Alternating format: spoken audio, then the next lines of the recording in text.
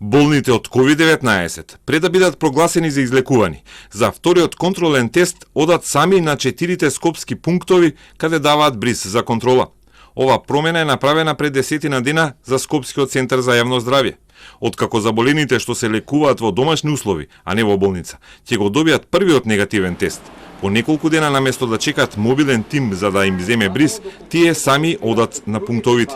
Им се кажува време и место, а во зависност од делот на Скопје каде живеат, добиваат термин во поликлиниките Јане Сандански, Дадија, Чаир или Газибава.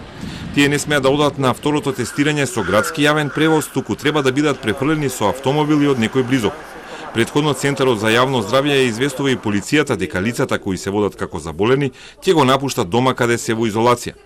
Најголем дел од вторите контролни тестирања се негативни, но според информации на Телма, има и случаи кога вторите тестови се позитивни, односно пациентот и покрај тоа што е пред излекување, сепак се уште е активен заболен. На овој начин е олеснато функционирањето на екипите кои теренски земат брисеви, иако останува ризикот од оние кои се уште се позитивни.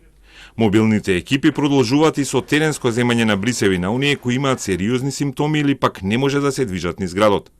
Новата тактика е почната во време на разрешениот директор Зибери, а продолжува и сега по неговата смена, откако Комисијата за заразни болести донела таква препорака и одлука.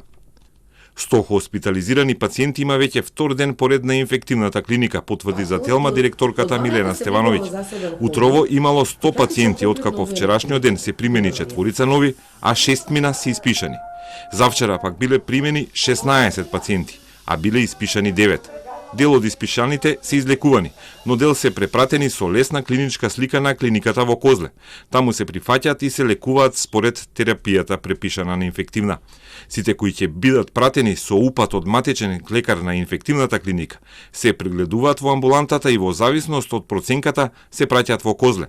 Остануваат на клиниката или се враќаат дома, тврди Стевановиќ. Монтажната болница во моментот е празна, бидејќи таму се вградува централен систем за кислородна поддршка за сите 70 кревети колку е капацитетот.